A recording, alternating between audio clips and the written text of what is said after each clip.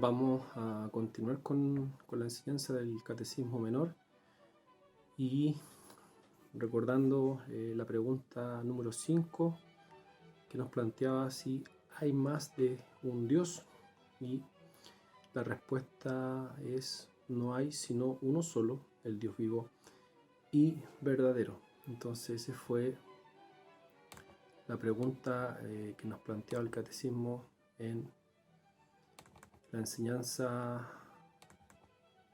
pasada. Esa era la pregunta número 5. Y ahora la pregunta 6.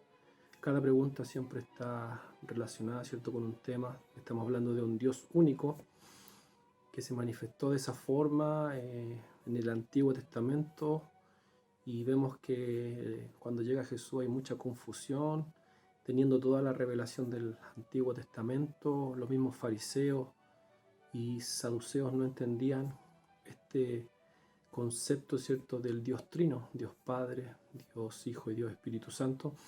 Entonces, y aún en estos tiempos trae mucha controversia, y hay algunas iglesias, ¿cierto?, que se centran en el Padre, otras se centran en el Hijo y otras se centran en el Espíritu Santo. Pero una teología bíblica o una doctrina bíblica se centra en la unidad de Dios como Dios, un solo Dios, ¿cierto?, pero en tres personas, una misma esencia: Padre, Hijo y Espíritu Santo.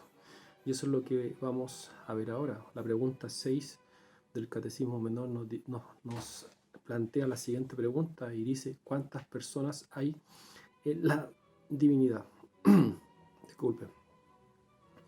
Y la respuesta del Catecismo, ¿cierto?, es certera, ¿cierto? Y nos dice: en la divinidad hay tres personas. Sin duda alguna hay tres personas: el Padre, el Hijo y el Espíritu Santo.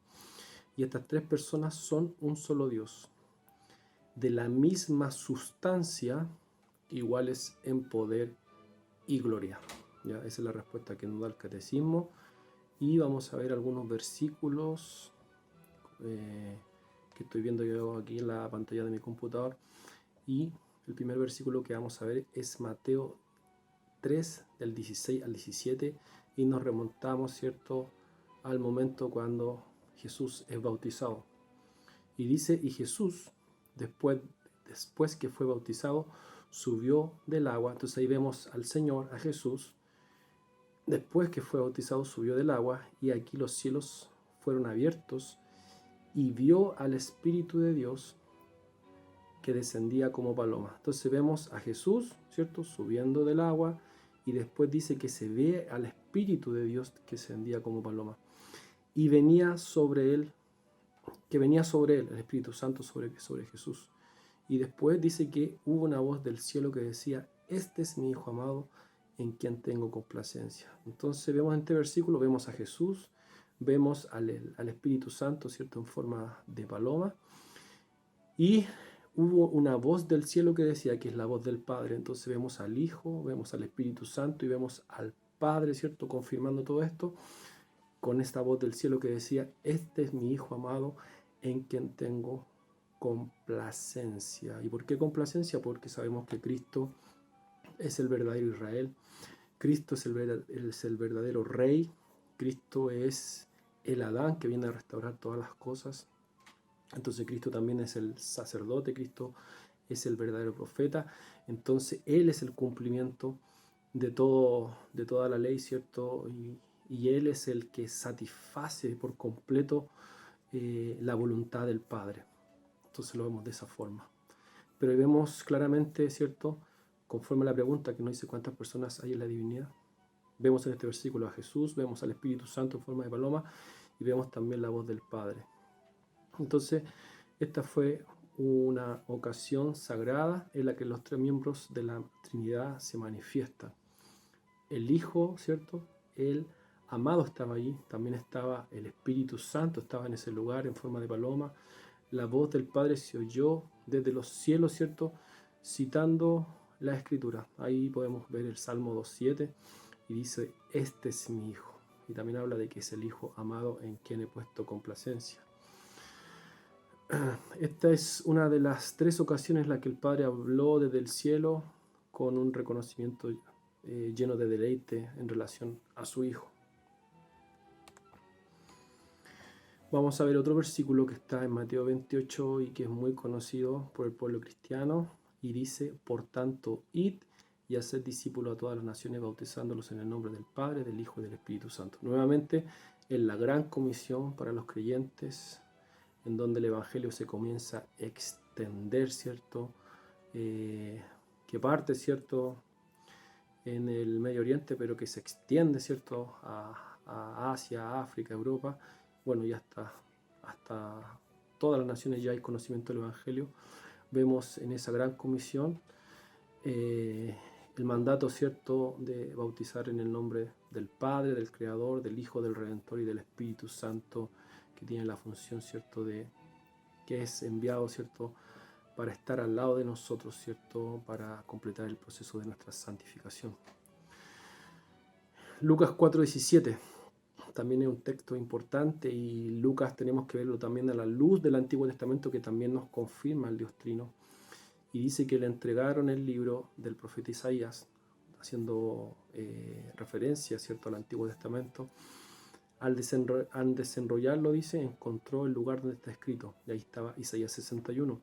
El Espíritu del Señor está sobre mí, está diciendo el Señor, y ahí está que está el Espíritu, ¿cierto?, del Señor, el Espíritu de Dios, el Padre, que está sobre Cristo, porque me ha ungido para anunciar las buenas nuevas a los pobres, me ha enviado a proclamar libertad a los presos y dar vista a los ciegos, para poner en libertad a los oprimidos, para proclamar el año del favor del Señor. Entonces aquí vemos a la Trinidad en un versículo ahí que lo relata Lucas, ¿ya? Pero Lucas toma este texto de Isaías capítulo 61 y vemos nuevamente Padre, Hijo y Espíritu Santo. Entonces podemos ya dar respuesta y estar de acuerdo con la respuesta que da el Catecismo. Pregunta 6: ¿cuántas personas hay en la divinidad? Y en la divinidad hay 3 personas, Padre, Hijo y Espíritu Santo, y se confirma por medio de las Escrituras. Entonces nosotros podríamos pensar de que la Escritura todo esto está solamente relacionado a la Trinidad con el Nuevo Testamento, pero vemos que también en el Antiguo Testamento, y si nos remontamos mucho más atrás, y a los comienzos, ¿cierto?, de la creación del hombre, tenemos este texto también que es muy claro, y es Génesis 1:26. Entonces dijo Dios: hagamos al hombre a nuestra imagen, conforme a nuestra semejanza, y señoree en los peces del mar, en las aves del cielo, en las bestias, en toda la tierra y todo animal que se arrastra sobre la tierra. Entonces aquí hagamos no está en singular, sino que está en plural, y habla y nosotros entendemos, ¿cierto?, que aquí estaba el Padre, el Hijo y el Espíritu Santo creando todas las cosas. Hagamos al hombre. El hombre, entonces, cuando fue hecho, era para glorificar al Padre, para glorificar al Hijo y al Espíritu Santo. Y dentro de ese gran nombre, como vimos en el capítulo anterior, en Mateo 28, es en ese gran nombre en donde nosotros somos bautizados, en el nombre del Padre, del Hijo y del Espíritu Santo, y confirmamos al Dios Trino, una misma esencia, una misma voluntad, un mismo decreto, una misma providencia, ¿cierto?, para sustentar y establecer todas las cosas. Tenemos otro versículo en el Antiguo Testamento, Génesis capítulo 3, verso 22. Entonces el Señor Dios dijo: he aquí, el hombre ha venido a ser como uno de nosotros. Nuevamente habla en plural, no en singular, sino que en plural, y habla de que he aquí el hombre ha venido a ser como nosotros, conociendo el bien y el mal, cuidado ahora que no vaya a extender su mano y tomar también del árbol de la vida y coma y vive para siempre. Entonces también este versículo nos habla de la Trinidad. Otro versículo es Génesis 11:7. Dice: vamos, aquí el relato de la Torre de Babel, y dice: vamos, bajemos allí y confundamos. Nuevamente plural, ¿cierto? No habla que está hablando una persona en singular, sino que vemos también aquí, a través de la Escritura, la Trinidad. Entonces bajemos allí y confundamos su lengua, para que nadie entienda el lenguaje del uno y el otro. Y el último versículo es primera de Pedro 3:18, que es un versículo que han habido hartas confusiones, sobre todo la iglesia romana ha tenido conflictos con este versículo, ¿ya? Y se remonta al Antiguo Testamento, a Génesis capítulo 6, la historia de Noé. Dice: porque también Cristo padeció una sola vez por los pecados, el justo por los injustos, para llevarnos a Dios, siendo a la verdad muerto en la carne, pero vivificado en el Espíritu. Y el 19 dice: en el cual también fue y predicó a los espíritus encarcelados, ¿ya? Entonces ahí la iglesia de Roma piensa que este versículo tiene que ver con sacar a personas del purgatorio, y ahí sustenta toda su doctrina en relación a que las personas, a través de oraciones, ¿cierto? Y a través, no sé, de indulgencias, de ofrendas y un montón de cosas, se pueden sacar, ¿cierto?, del purgatorio. Pero este versículo no habla de eso, sino que dice en el 19: en el cual también fue y predicó a los espíritus encarcelados, los que en otro tiempo desobedecieron, cuando una vez esperaba la paciencia de Dios en los días de Noé, mientras se preparaba el arca, en el cual pocas personas, es decir, 8, fueron salvadas por el agua. Entonces lo que está dando a entender este versículo es que el Espíritu Santo, si el Espíritu de Cristo estaba en ese momento cuando Noé, como pregonero de justicia, estaba construyendo el arca, estaba también la presencia del Padre, ¿cierto? Usando a Noé como pregonero de justicia, ¿cierto? En él estaba el Espíritu de Cristo. Entonces tenemos también en ese versículo que nos remonta a Génesis, de que está la unidad del Padre, la misma esencia del Padre, el Hijo, el Espíritu Santo, ¿cierto?, obrando. Y vemos, ¿cierto?, que ya llega el tiempo en que empieza a descender la lluvia, ¿cierto?, un lugar donde nunca había descendido la lluvia, y se comienza a ejecutar el juicio de Dios. Ahí se establece, ¿cierto?, un camino para que entren las 8 personas en el arca, que fueron las únicas que se salvaron, también todos los animales. Entonces marca un camino, ¿cierto?, una puerta que representa a Cristo. Todos los que estuvieron dentro del arca obtuvieron salvación, entonces el arca representa a Cristo, y todo lo que se comenzó a desatar alrededor, que tiene que ver con las aguas, ¿cierto?, es la ira de Dios, ¿cierto?, que al final hace morir a toda esa generación. ¿Por qué?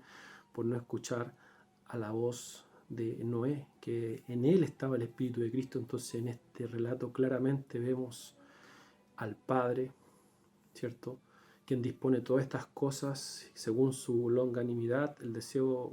Dios envía a Noé, pero sabemos que solamente se salvaron 8 personas y esos animales.